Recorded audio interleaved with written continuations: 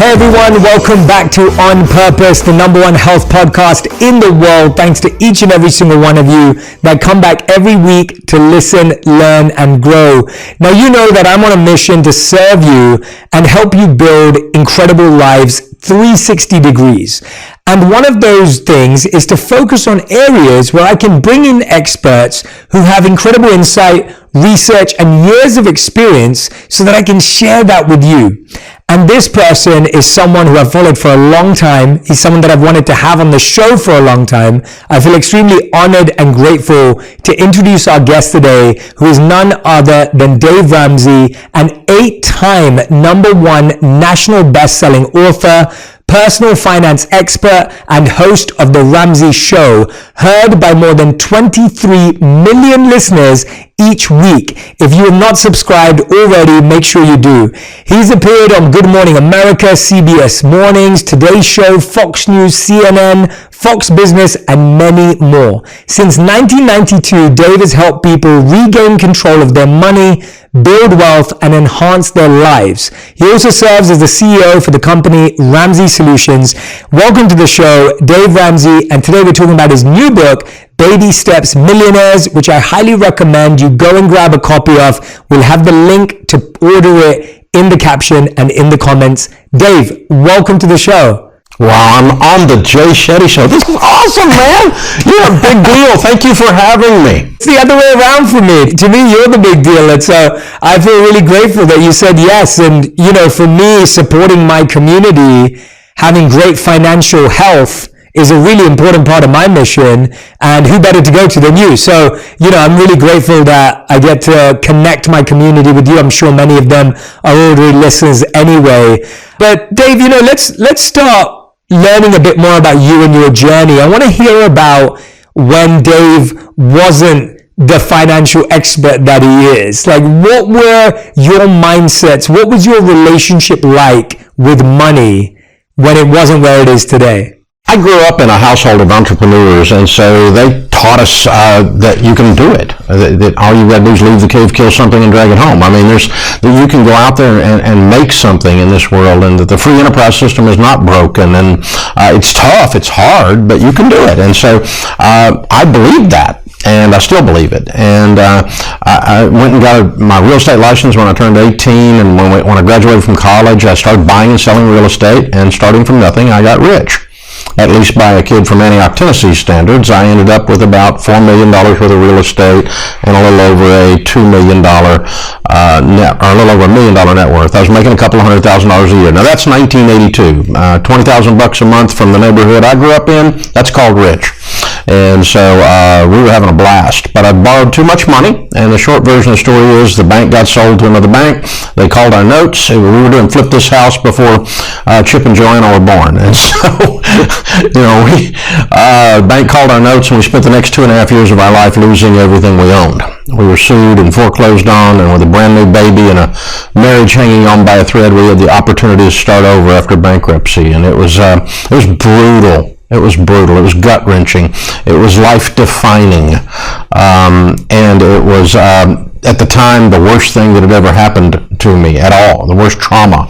To not be able to keep your word, to have your integrity just crushed by your stupidity. And it was, I come from an honor culture, and it's just, it's a horrible thing. And so, obviously now, 30 years later, I realize it's the best thing that ever happened to me, because I learned a whole new way of looking at money. I realized that borrowing money was a bad plan, and we've since been able to put lots of data to that and millions of lives to that idea, that the idea of if you don't have any payments, you've got money, and you can build some wealth. And so we began a debt-free life at 28 years old, and I'm 62, so it's worked out pretty well. That's incredible, Dave. I mean, as you said, you've been talking to people about their money for 30 years on The Ramsey Show. You've given, you know, helped so many people over those decades. Are you hearing new financial problems today, or is it the same ones repeated over and over again? Is there a new challenge, a new issue, or are we stuck in a similar mindset over the last 3 decades? There's the problem, and then there's the symptom. The symptoms are always new. a Bitcoin, a get-rich opportunity, right? That's a new symptom. There's been all kinds of symptoms pop up over the years that are different. There was a period of time where credit card debt was the most awful thing on the planet. Then there was a period of time where student loans are the most awful thing on the planet. And, the thing that is holding down the middle class, the thing that's crushing families and these kinds of things. And then there was a period of time in 2008 when the mortgages were failing and the real estate market failed. And so we've seen all these things, but those are all symptoms. And underlying all of that, again, very similar to your insights, is the idea that principles have been violated. When you violate principles, you're going to get these symptoms. They'll have all kinds of different colors and looks to them, but they're the same root cause. Dave, you've talked about this a lot through your book, through your work, through a number of your books, about how we don't really get educated on these ideas in school. And you must find it shocking that across 30 years that hasn't massively changed. What is it that you think we're missing out on at school? What are the key principles, as you were mentioning, that you need to learn at school, or that you need to learn to start, so that you can have a healthy relationship with your finances and money? Well, there's a level of mythology that has been spread about money in our culture that was spread with an agenda, frankly. It was all, if I was a bank, I would teach everyone that they needed a credit score. And the reason I would teach them they need a credit score, and the way to get a credit score is to borrow money from me and pay it back to me, so that you can raise your score, so you can borrow money from me, so you can pay it back to me, so you can raise your score, so you can borrow money from me, so you can pay it back to me, so you can raise your score. It's a great plan if you're a bank. And but then it was put out there that now the FICO score is like biblical truth or something, and it's not. It's a banking program to get people to borrow money. But now, and so what's happened with some financial literacy programs in schools is they're going to teach you to build your FICO score, because that's been accepted now as norm rather than actual fact. Well, it's accepted as fact, even though it's not a fact.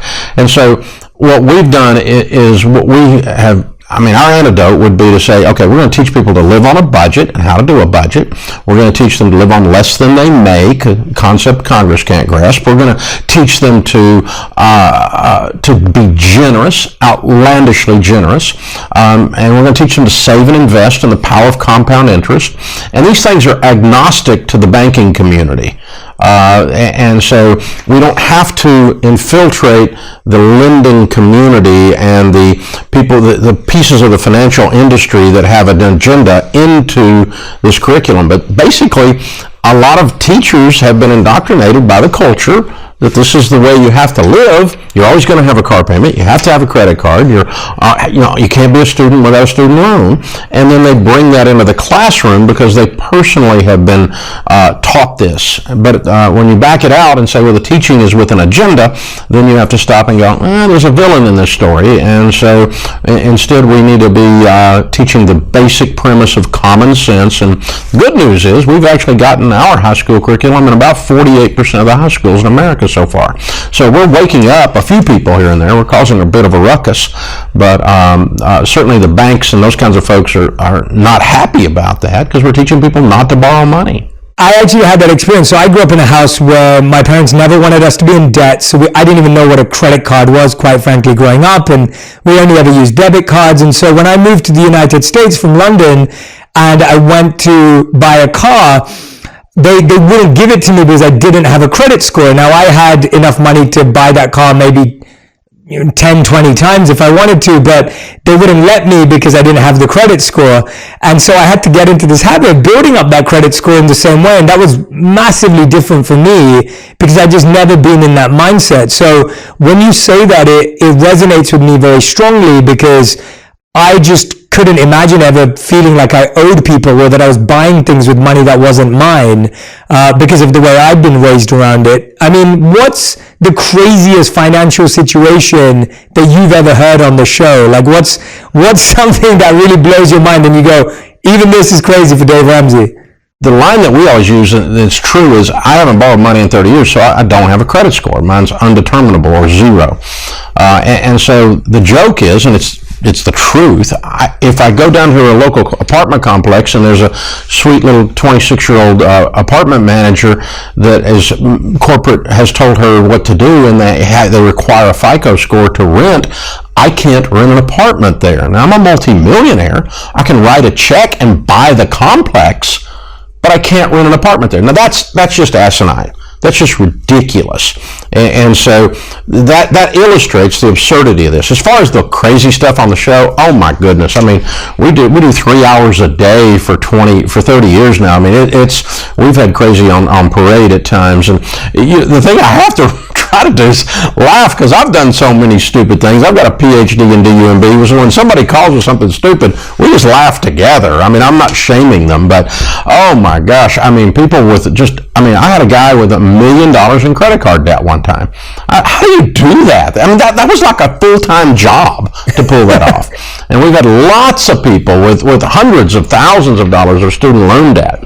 And they just get themselves in all kinds of stuff. And so, you get stupid on steroids and it just explodes. It gets exponential. And it's really, it's crazy humorous because it's so absurd. But, also while you're talking to them, it's just sad because they're completely trapped. And how am I going to get this young dentist that's in one of our documentaries that's got $1 million in student loan debt? And how am I going to help him get out of that? Oh, it's just heartbreaking. Yeah, I mean, those stories, as you said, I love that you create this open, welcoming space for people to feel heard, feel seen. And like you said, we've all made mistakes. But then at the same time, I really value how you give very specific strategic advice for people to get out of those places. Now, your new book, Baby Steps Millionaire, what I really love about it and what I want to do on this podcast is I want to kind of touch on each of the chapters, because whenever someone has a book out, and I deeply value books have changed my life. I believe they're absolutely transformative. They start incredible journeys. I believe yours is going to do this for so many people. It already has. But with this book, your first chapter is called Can Anyone Be a Millionaire? And I think a lot of people grow up with the feeling that they will never be one. They're not planning for that, and they don't even think about that. I would say that I grew up with that mindset too, because of the family that I was raised in and the people I was raised around. Tell us a bit about that question and why you take the approach you do to that answering that question. Well, it's an important place to start because it's one of the reasons we wrote the book. We've got a group of people in America, I call them hope stealers, who are saying that it's impossible to win now. It's impossible to win. There's too many systemic problems. There's too many things that are broken in the culture and in the economy that it's the ultimate line, the little man can't get ahead thing. And yet I kept running into millionaires everywhere who were first generation. They started with nothing. They did not inherit their money. And then I started running into them that have followed our baby steps. That's why we named it Baby Steps Millionaires, that became millionaires. And so I thought, I've got all this data and anecdotal evidence both on one side that it is possible, and I've got these hope stealers out here telling people they can't do it and stealing their hope. And so I thought, the first thing we got to do is we have to fix that, because it's the old Henry Ford line, if you think you can or you think you can't, you're probably right. And so, you have to, if I think I can be in the NBA, I'm wrong. I can't, okay? There's not a chance. I don't have the physical skills. I'm an old guy with a pot belly. It's not happening, right? So that's ridiculous. But when it comes to over time, can I have a successful marriage, even though maybe in your past there's not one in your family tree? Over time, can I raise good kids, even though in most of your family tree no one turns out? Can you break that chain? And if you don't believe you can, you won't take the steps to do the hard work to be successful in that area, that department of your life. And money's no exception to that. And money's particularly weird in the spiritual, in that in this area of belief, because it will run from you. You can't catch it. If you don't believe.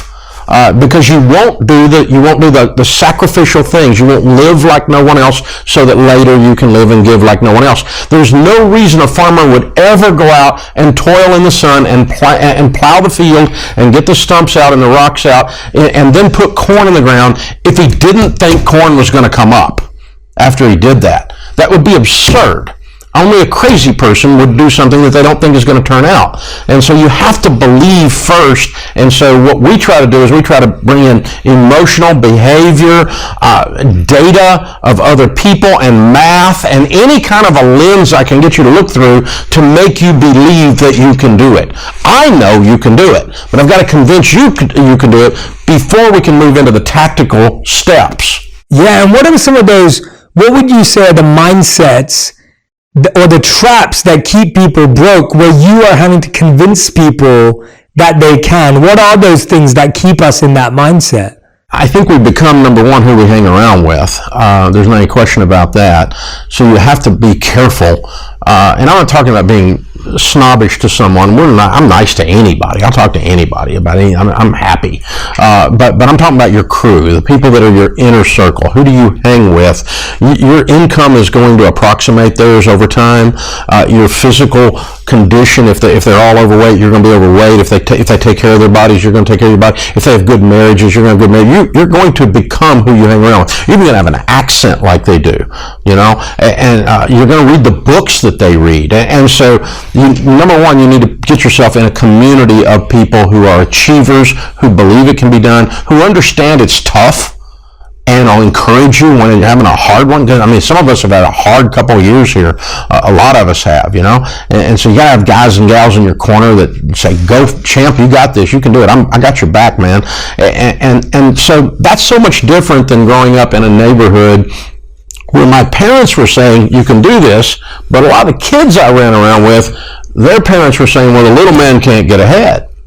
You're always going to have a car payment. You're stuck. People like us, people that have a southern accent, they're hillbillies and rednecks. We don't get ahead. We just give the middle finger salute to the man and we move on. And you can do that from any racial background, any cultural background. There's a group of people that declare themselves stuck. Then there's also a group of people within that same community, in that same tribe, it's a smaller group, that declare that it's possible to be free. It's possible to prosper. It's possible. And it's victims or victors. And the neat thing is that once you begin to kind of get that inside of you, anyone can just make that choice. I decide. And here we go.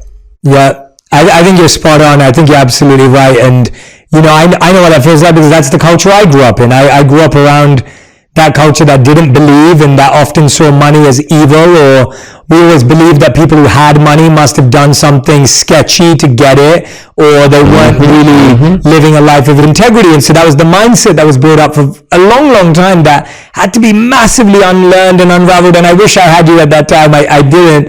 But, I'm glad that we do today. I think you mentioned spiritual and belief.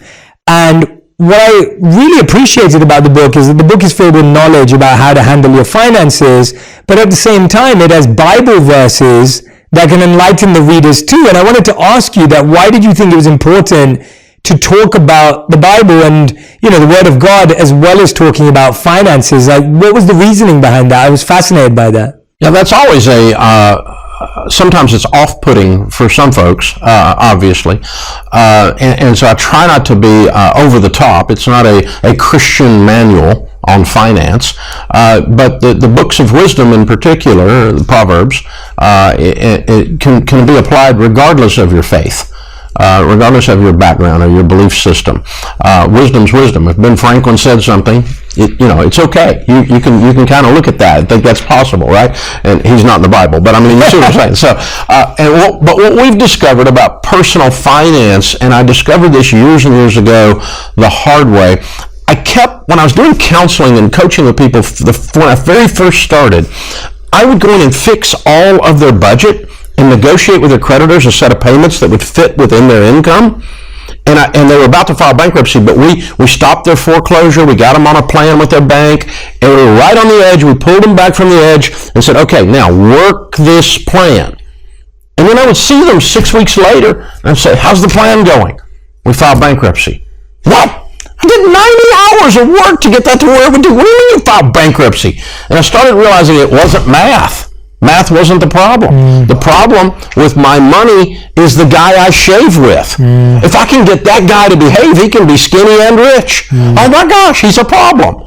And so we start realizing personal finance is 80% behavior, only 20% head knowledge. And behavior is a spiritual thing.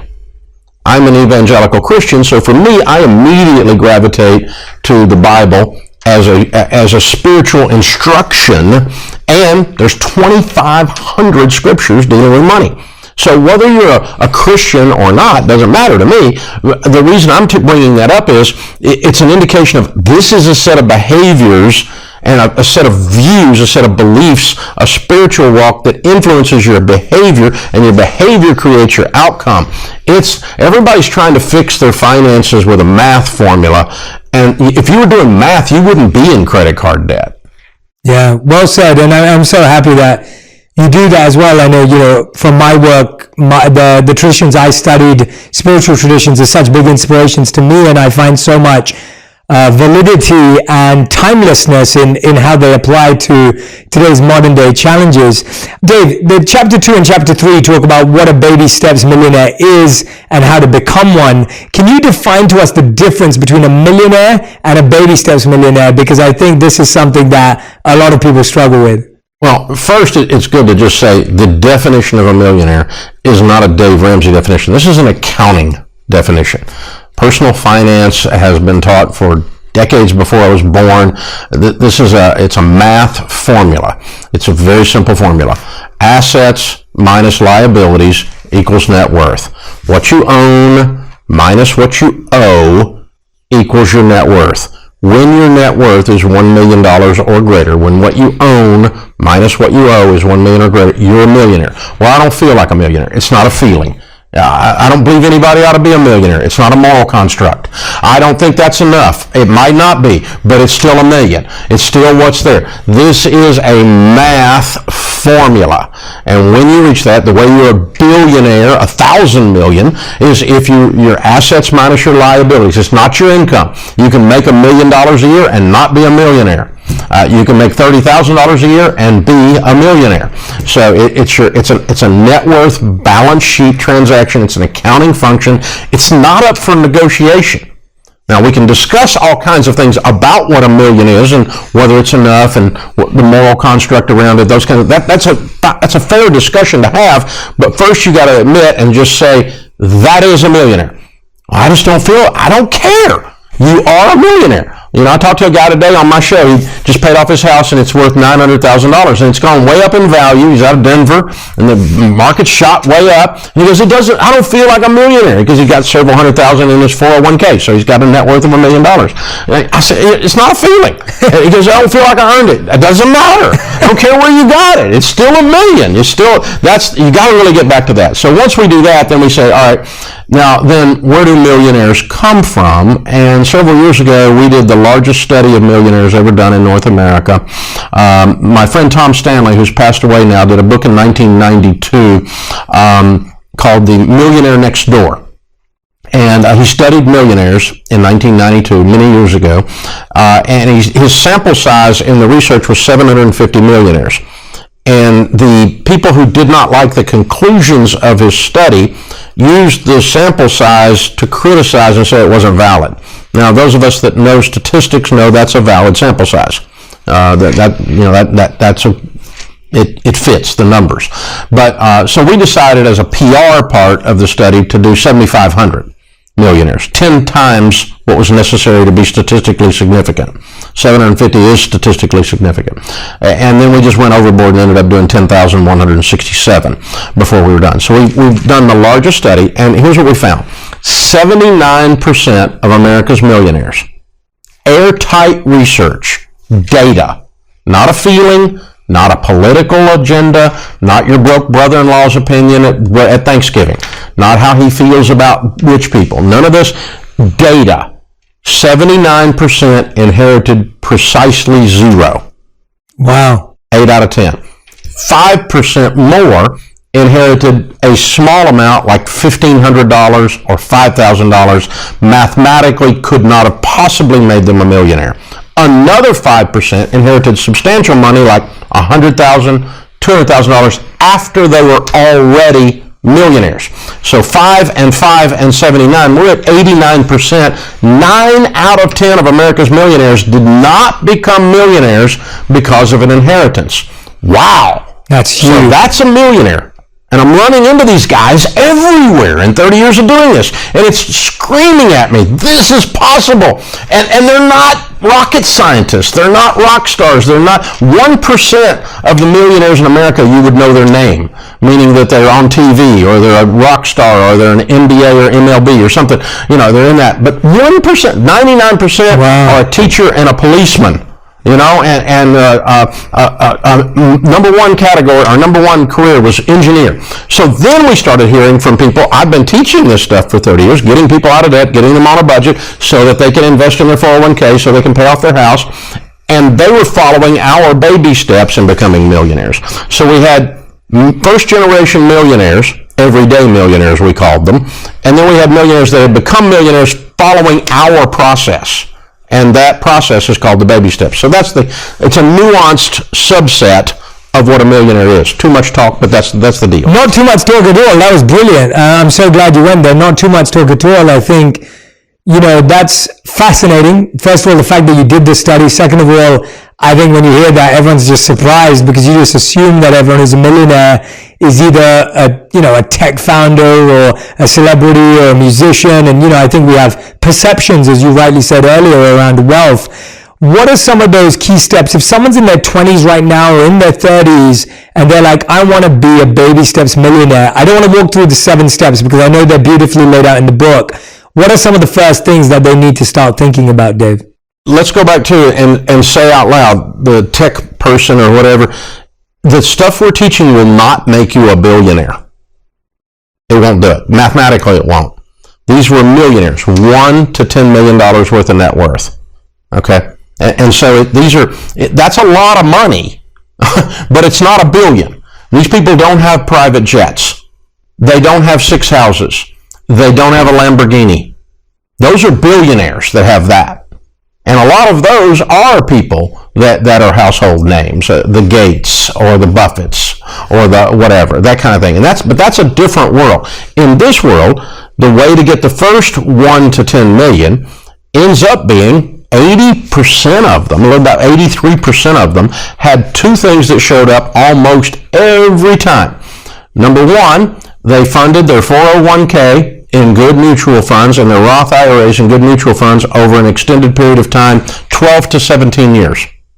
That's not that long, but that was long. It's longer than 5 minutes, and it's not get rich quick. It's the tortoise, not the hare. So 12 to 17 years. During that time, the average millionaire paid off their home in 10.2 years. And so what we've got is we've got a guy or a gal that's got $1.5 million net worth, and they of it in there is a $500,000 paid for home and $1 million in their retirement accounts.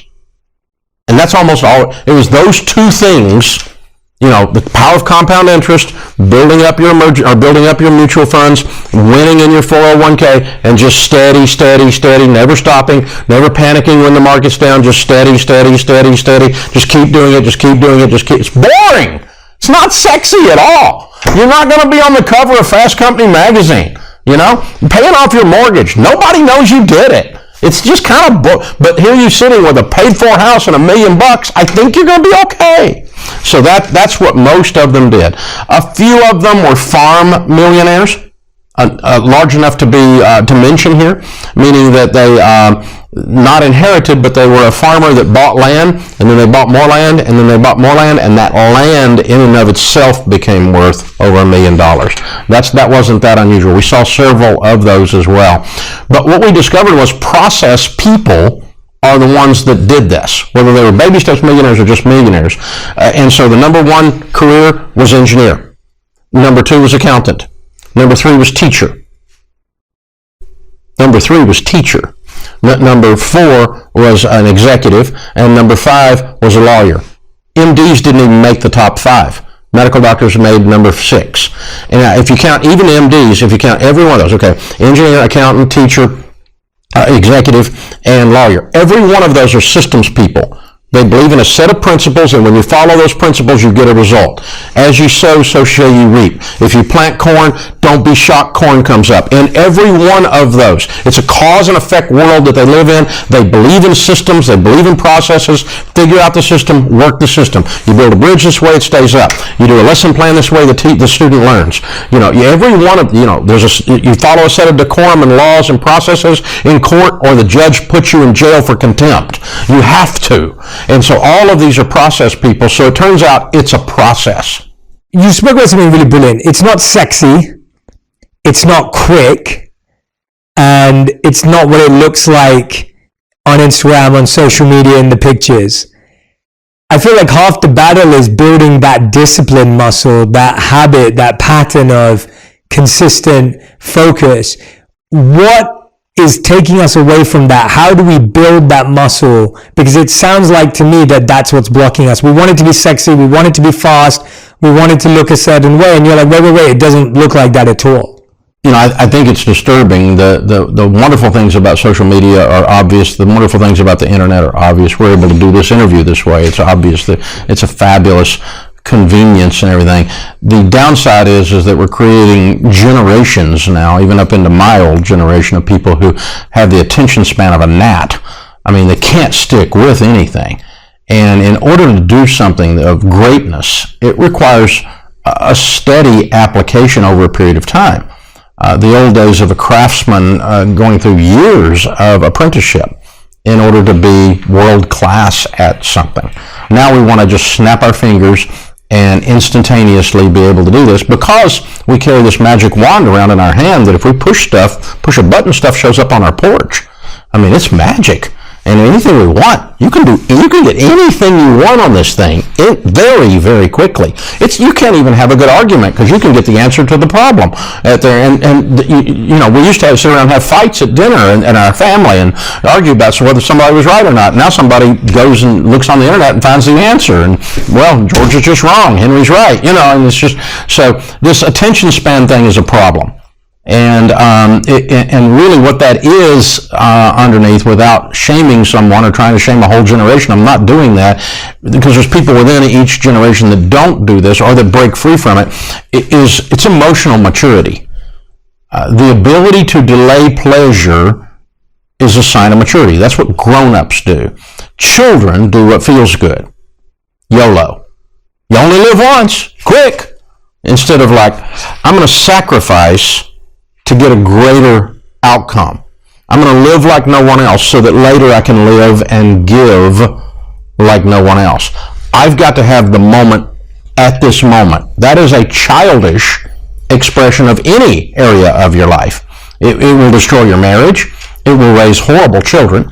It'll mess up your career, and it certainly will mess up your money. Short-term thinking. The get rich quick has never worked at any time in the world as an ongoing, provable, sustainable process. It's always, and that's where the tortoise and the hare, Aesop's fable, comes from, right? And so we got to stick with this idea, and that even includes our generosity. We were starting to talk about generosity, and the generosity with these folks, with these millionaires that we studied, is a steady thing, like their savings is a steady thing. They're not trying to have this one big event that says, look at me, how generous I am.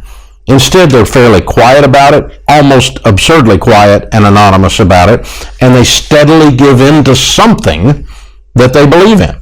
If they're a Christian, they're going and giving a tithe at their local church. If they're Jewish, they might also be tithing at their synagogue. Regardless of your faith background, there's not a religious background on the planet that does not have a steady giving rhythm as a part of its teaching. Every one of them do, because it's how you build character. And when you're giving, it's almost impossible to not become grateful.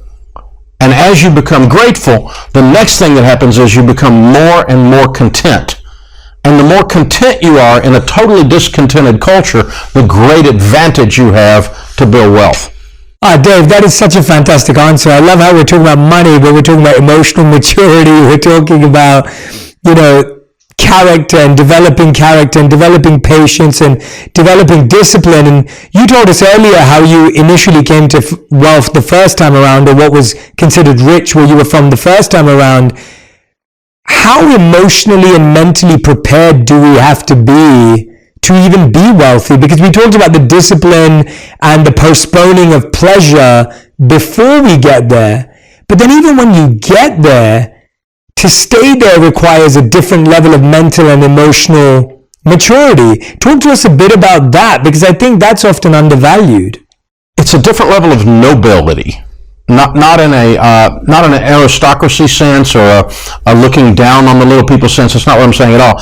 But this idea, what happens is the people that do is they grow into, they may be in the acquisition mode early and as it goes along, but as the weight of the responsibility of the wealth starts to grow on them over time, it seldom happens quickly, then it flips from acquisition to serving. And they see their wealth as an opportunity to serve your spouse. I can get her a nice car. I can serve my children. They can go to college and we can pay for it. I can serve my community and we can open a homeless shelter or fund a homeless shelter. I can serve the world at large. And the more you start to realize then, the more money you're managing, the more people you can help. Because at a certain point, that you can't ingest enough stuff. If you eat when I was a kid growing up, I never had lobster. That was the Red Lobster came to town. It was a big deal, right? And if I got lobster with that drawn butter, oh, my mouth's watering right now. If I got lobster with that drawn butter, I thought that was rich people food. And so, I thought rich people ate lobster all the time. And so once I had some money, I finally figured out if you eat enough lobster, it tastes like soap. You can't get enough cars to be okay. Winning does not heal you. Becoming wealthy does not heal you. It makes you more of what you already are. And if you gain wealth gradually and build the character as you're doing it, it will flip at some point and you will become a noble servant of your family, change your family tree, of your community. And that's really all money is good for after a certain point. Again, you can have some nice things, and I'm not against having nice things. But your nice things will have you eventually. They'll eat you alive if that's where you think happiness is, because it's not. Wow, winning does not heal you. That's definitely a powerful message for, each and every one of us to hear, especially because I think society, as you said earlier, has actually programmed that feeling, is that if you win, you won't even... Well, actually, we've been made to believe if you win, you don't even need healing. We end up seeing these folks that are in the celebrity, in the spotlight, whether it's sports figures or Hollywood figures or whatever, and they become massively successful within their craft and financially successful too, but they prove out the concept of what we just said. Their lives are a mess many times. And they didn't get what they hoped to get from all of it. They didn't get healing. They didn't get happiness. They didn't get wholeness. They didn't get contentment. Quite the opposite. Because what money does is it's a magnifier. It makes you more of what you are. And so to the extent you are whole, it's going to make you noble and serving. And to the extent that you are greedy, you're going to be unbelievably greedy. To the extent you have a temper problem, you're going to be a rageaholic. You're going to be more, if you're crazy, you're going to get crazier. Whatever it is, it makes you more, it magnifies whatever you are. And so it's a powerful weapon. It's a powerful tool to be used, but it is very dangerous because it's a magnifier. Yeah, and that links nicely to this really important question you ask and answer in chapter 7, which is, will wealth ruin my kids? Right? I think that's a very common, again, misconception. It's a common question.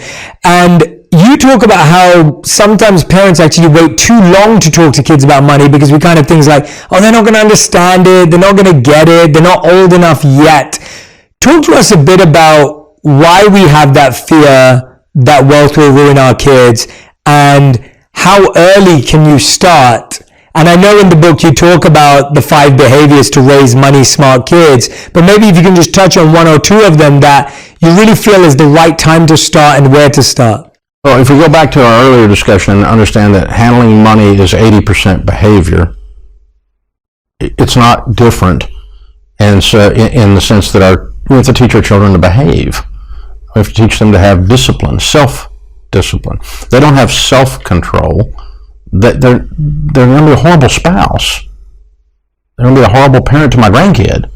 If they don't have self-control, they're not going to be a good employee or a good boss, a good leader in their organization.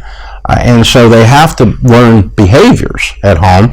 And we can use money as one of the things we do that we use to teach them to have behaviors. And so one of the things we all had used on us and we used on our kids was, you have to do your homework and you have to get good grades. Well, that's control, self-control, and we'll walk with you, we'll coach you, we'll help you if you're struggling, we support you, but not doing it is not an option. You're going to learn to do it. You have to brush your teeth. You won't have teeth when you're old. You need to brush your teeth. It's a good thing. And so you can't just ignore this. You have to bathe, because that way you'll get a spouse later and leave. And so, you have to, we want to teach our kids these things, right? So money is the same way, and we teach them age appropriate. When you pick up your toys in your bedroom and you're 3, what that really means is that I picked up all your toys and you picked up 2 of them. But I'm going to give you all the psychological and emotional credit and give you a high five as the best room cleaner that there ever was on the planet. Oh, and I'm also going to give you a $1 bill to put in your piggy bank over here. I want to put that $1 bill in here because I want you to emotionally associate work with money. Work is where money comes from, and that's absolutely vital. And if you can do that, then you get the ability to teach them to save and to spend wisely. You can participate. But I'm going to send a 5-year-old to the salt mines. We're not doing that, But when you're 14, you're going to do some work. Because if you wait till they're 18 to start teaching work ethic, they don't know how to do anything. Yeah. And then some poor soul is going to hire them later, and they don't know how to work. Yeah. And so parenting is a gradual process, like so many good things in life. And so, the idea that we're going to gradually teach them to work, give, save, spend, and if you can teach them to do those things age appropriately, gradually over time, then they've got the character. They have the skeletal structure in their character: self-control, self-discipline, the ability to delay pleasure, the ability to set a goal, work towards a goal progressively, age appropriately, and with some help, with some grace when they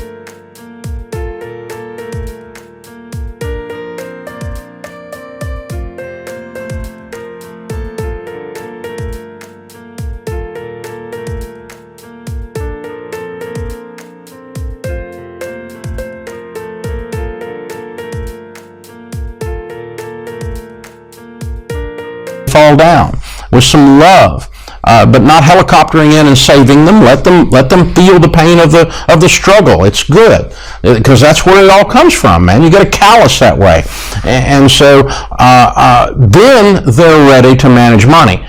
Oh, by the way, the last step then is that they move from this is how money works to now it is a responsibility. Money is a responsibility. You have to manage money for the good of others.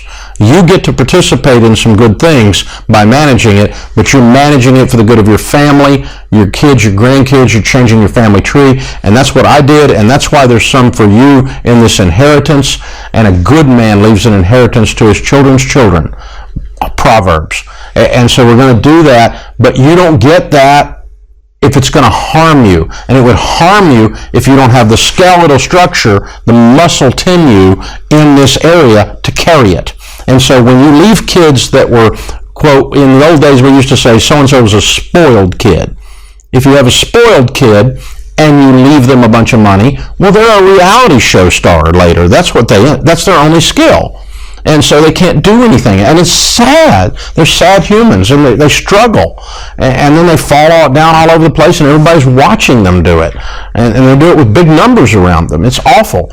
And so instead, what we want is this is a family that is a family of service, and this money is a responsibility. And if you view it that way, you will have the opportunity to manage it for the good of others, and for the people of faith, for the good of God. We're going to manage it for God's good. And so, you can have these kinds of ethereal discussions, but you had to build the character along the way.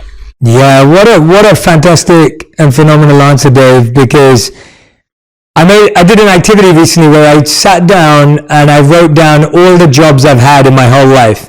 And I was writing down what I learned from each one of them. It was a really fun thing to do. Yeah. And I realized that when I was 14, I was a paper boy in my area. So I delivered newspapers in my area and I got paid for it. And I remember all the other boys would go and throw the papers in the trash. So the organizers started giving me more money to do all their streets as well. And then I worked at Morrison's, which is our version of Walmart. It's a grocery store. And then I worked in retail and so on and so forth. And so in the last 20 years, I've had so many jobs since I started working. And you're so right that I remember paying for my first ever phone bill, paying for my car insurance. Like my parents never paid for those things. I had obviously lived in their home and was taken care of with shelter and food. But beyond that, any expenditure was personal. And I'm so grateful to them for that, because it set me up for this understanding of how hard it was to make money, how hard it was to save money, and how often as a kid I was a bad spender and saw zero in my bank account, and what that felt like from an anxiety point of view. They let you fall down, but they never let you fall down hard enough that you were permanently harmed. Yes. Just that you learned the lesson. And so that's a loving parent. And it's not child abuse to teach a child that money is limited. It's not child abuse to say no. No is a complete sentence. It's not child abuse to teach a child to work age appropriately so that they can have a sustainable life with dignity. It's very difficult to have a sense of dignity if you don't have a sense of power over the controllables out there, and people that don't know how to work have no power over those controllables. Yes, very well said. Chapter 8, Dave, you speak about something I mentioned earlier, wealth and the wealthy are not evil. That has always been a struggle, and you had this beautiful sentence in the book which you says, equal is not fair. Right? Equal is not fair. And I remembered, I don't know if you've seen this, there's this graphic on social media that's gone viral a few times. I don't know who made it, but it's a picture of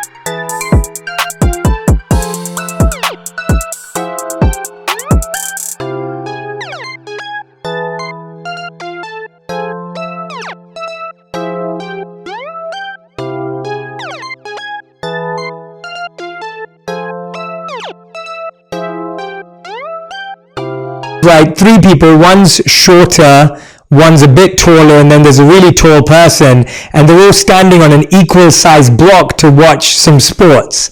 And it says it's similar to that, where it's like equality doesn't work because each of these people need a different set of steps to be able to see the sport. And as soon as I read that line in your book, equal is not fair, I thought, okay, that makes sense to me. But to a lot of people, that's worrying. A lot of people would rather wealth be distributed equally. and figuring that out and working from that perspective. But walk us through your thoughts on why equal is not fair and how we should think about that differently. If you throw the papers and you actually throw them and deliver them to the people's houses, and you get paid the exact same as the guy who threw them away, that's not fair. You provided a much more service to the community. You had integrity. You didn't steal. And the guy who threw them away took someone else's papers, they weren't his, and he threw them away. That's stealing. And he didn't follow through on his promise, and he was getting paid for a service he didn't even attempt to do. That's also stealing. So his lack of integrity and lack of service in the marketplace, and to say that those two people should be paid the same is an immoral statement. Equal is not fair. It would not be fair for that guy to get the same money over time as you got. Now, I would never propose that two people doing the exact same thing and providing the exact same level of service somehow got different because of their skin color or their sex or something like that. No. We've got folks of every background, every ethnic origin, and everything else in our leadership team, and we're completely blind to all that. All we want to know inside Ramsey is, did you do the job? And if you did the job, you get the money, and that's how that works. And so that's the only measure. But to say that we're going to spread it out across the people who did the work, didn't do the work, who plowed the field or didn't plow the field, who showed up when the storm came through and got the tree out of the road, the other one just sat at home and played some kind of game on the TV or something. Whatever. I mean, that's just communism, is what it is at its core. It's an economic system. It's not name calling. This idea that things are equal. So we have to eliminate that, number one. Then once we eliminate that, then we start to understand what my friend Rabbi Lapin says. Rabbi Lapin's an Orthodox Jewish rabbi. We've become really good friends because I just love his teaching, like I love yours. He says that money comes to people who serve. That when you serve, your customers give you certificates of appreciation with presidents' faces on them. And so, this idea that evil people prosper, no, the percentage of evil people among the wealthy is about the same percentage of evil people among the poor. Because again, money makes you more of what you already are. You're magnified. And so here's the thing. You think about it. If you got a guy that works on cars, he has an auto repair shop, and you go in there and he tinkers around on the car. He says that'll be $150, and you drive away, and the next day your car breaks down again. You come back in there and you go, hey, I gave you $150. You didn't fix my car. He goes, I know, but it'll be another $150. I'm not giving you another $150. And you go back. Finally, you go, okay, this guy's a crook. Okay, or he's incompetent. One of the two. He doesn't know how to fix my car. Now, what do? Do you keep going there and giving the guy money? Obviously not. No, more than that. You go tell everyone you know, this guy's a crook. Don't do business with him. Now, does that guy prosper at the end of the story? Of course not. He goes out of business. Over time, the marketplace will punish him for his crookedness. Now, take the guy next door who's got an auto repair place. You go in there, he looks under the hood, he goes, oh, there it is. And he goes, you're okay. Well, what do I owe you? Nothing. Just remember me when your car really breaks, because I just fixed it. It's no big deal.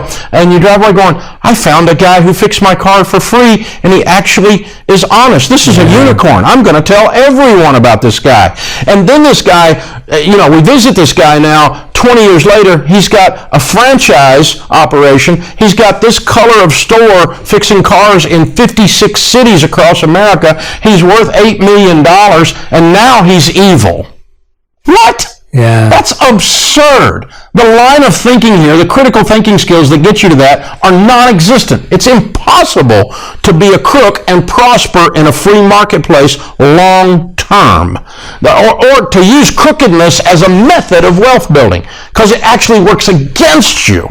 So that's Rabbi's, that's his line of thinking on that, and that's where we go to. So, yeah, I know evil people that are rich, but I know a lot more that are unbelievably kind, generous, grateful. They got more time for you than and they'll do anything for anybody. I mean, they're just unbelievable humans. And that's the one, I know a lot more of those than I do crooks. Money is amoral. It's not about money. It doesn't have morals. It's about the human being, and when it touches that human, it reflects who they are. Dave, this has been so much fun getting to know you. I've always watched you from afar, admired you, a big fan, follower in me, and to sit down with you and to have this conversation with you and to hear about the depth of these ideas, right? You're highly strategic, methodical. People can actually get really functional advice on how to change their lives financially, but I love the depth and the gravitas with which you do it. I genuinely mean that. And we end every On Purpose episode with the final 5. These questions have to be answered in 1 word or 1 sentence maximum. So they're a quick fire round. Dave Ramsey, these are your final 5. Are you ready? I'm ready. Okay, awesome. So the first question is, what is the best financial advice you've ever heard, received, or given? Be intentional. Second question, what is the worst financial advice you've ever received or heard? You can borrow your way into wealth. Great answer. Very aligned. All right, question number 3. What do you believe is the best investment or spending that you've ever done in your life? Giving. Beautiful. Question number 4. What do you think was your biggest financial mistake of an investment or expenditure? Going deeply in debt to build wealth. And 5th and final question. If you could make one law that everyone in the world had to follow, what would it be? I would require them to be generous. It's beautiful. Dave Ramsey, everyone. If you haven't already got the book, Baby Steps Millionaires, please go and grab a copy of the book. If you don't subscribe to Dave's podcast, The Ramsey Show, make sure you do. His podcast, lots of other incredible podcasts as part of that network as well. Please tag Dave and I on Instagram, on Facebook, on Twitter about what resonated with you, what you took away. There were so many nuggets of wisdom and insight. I love the studies and research that Dave shared. Make sure you tag us both to let us know, because we'd love to see what you took away. And make sure you keep coming back to On Purpose for more insights into your mental health, which includes your finances, which includes your fitness, and of course includes your friendships. Dave, thank you so much. Any final words for our community? I'm unbelievably honored to be with you. I hope we get to do this again, and the next time we need to just hang out a little bit. I would absolutely love that. If you're in LA, let me know. If I'm in Nashville, I'll let you know. And otherwise, I'm going to keep supporting from afar, and we'll definitely do this again. So